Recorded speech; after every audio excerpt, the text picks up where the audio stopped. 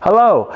So I'm going to plop this little segment in front of a few of my videos because, well, I don't think a lot of people go to my website, wisconsinlicenseplates.com. But it'd be good to announce some of the upcoming events I'm going to and that are just kind of around. For Wisconsin events, the first event really kicks off March 8th, which is the Wisconsin Nights license plate meet here at the museum. It's free to come. We do have stuff going on the Friday before. You come, you visit, pre-meet dinner, whatnot. People usually stay the night, so usually people reserve a spot so they can camp or sleep in the museum, or I usually have a few spare places in the house. After that, it is the Dairyland meet in Boston, Saturday, April 12th. That's a big one. And then after that would be, rounding off April, would be the Jefferson Car Show, Friday, April 25th and 26th. Now, for some non-Wisconsin events, one I'm particularly going to be at is Peatone, February 22nd, down in Illinois. So I will be to that one for a change. I am helping another collector do some consignment, and I felt it was best for some of those plates to come down to Peatone because there are Illinois plates there. Something I'm not going to be at, but it's a good one to go to, is Dunkerton, Iowa. It is March 15th. It's a very great meet.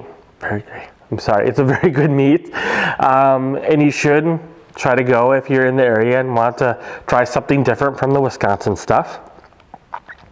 That's all I'm going to do for now and not get too far ahead in the schedule since it is only February.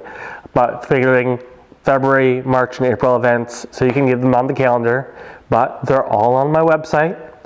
Under events, I have more details about my stuff under the tab. Let me read this off. WLP meets.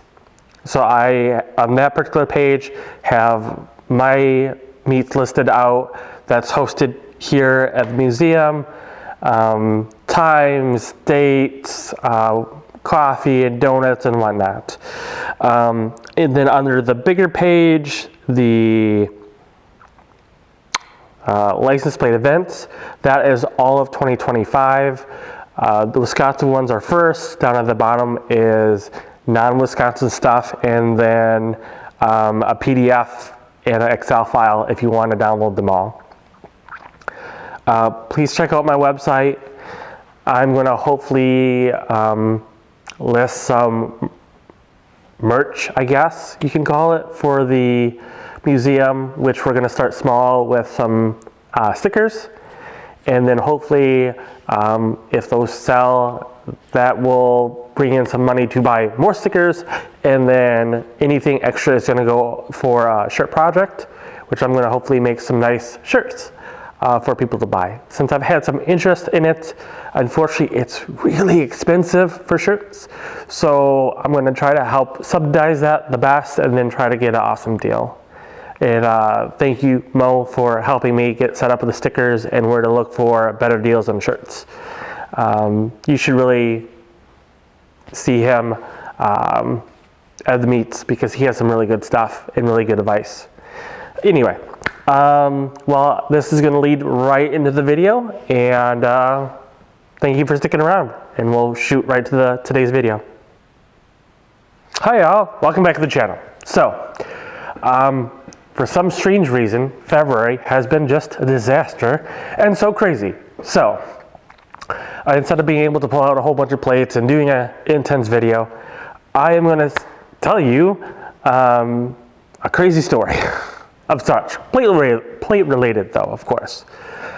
So back when I was 17, Dairyland, the Collectors Club, got prison tours set up. But unfortunately, due to rules, I was a minor and I couldn't go in.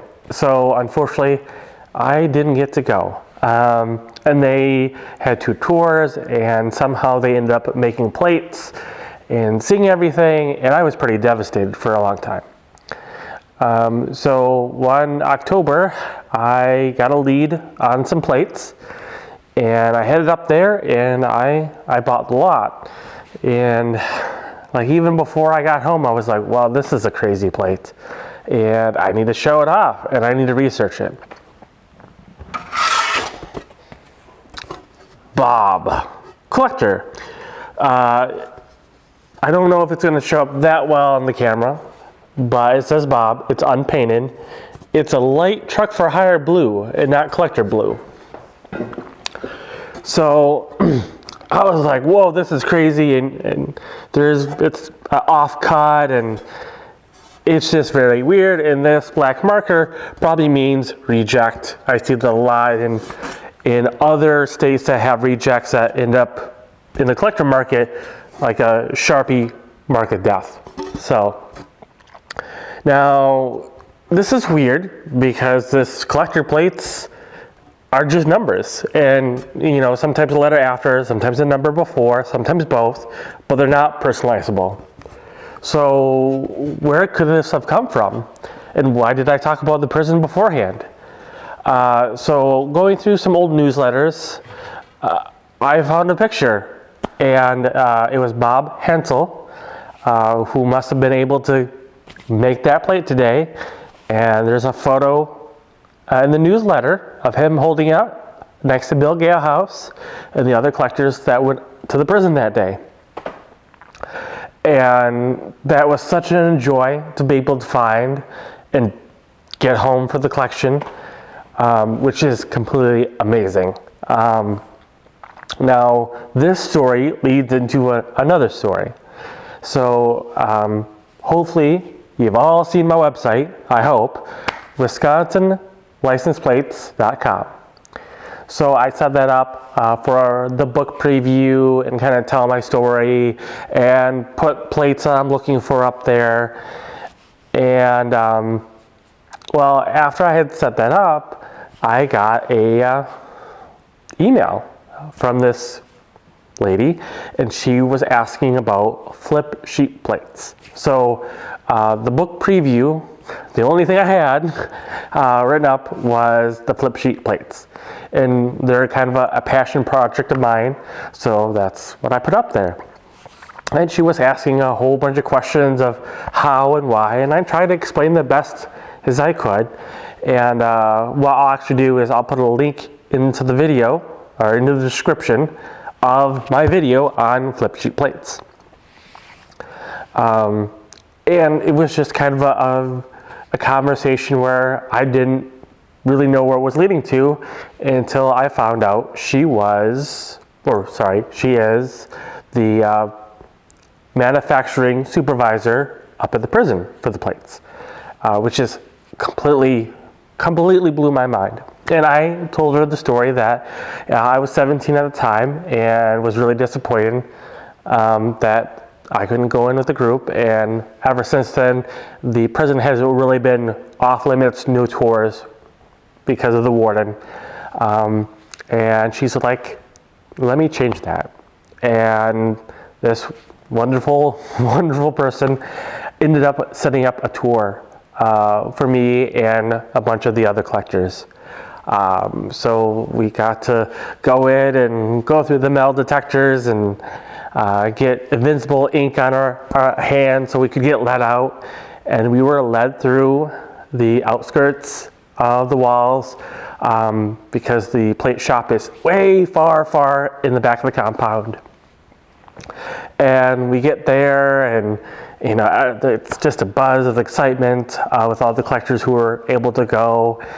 And we get up into the manufacturing facility, and they actually had people making plates. So the prisoners do make the plates there.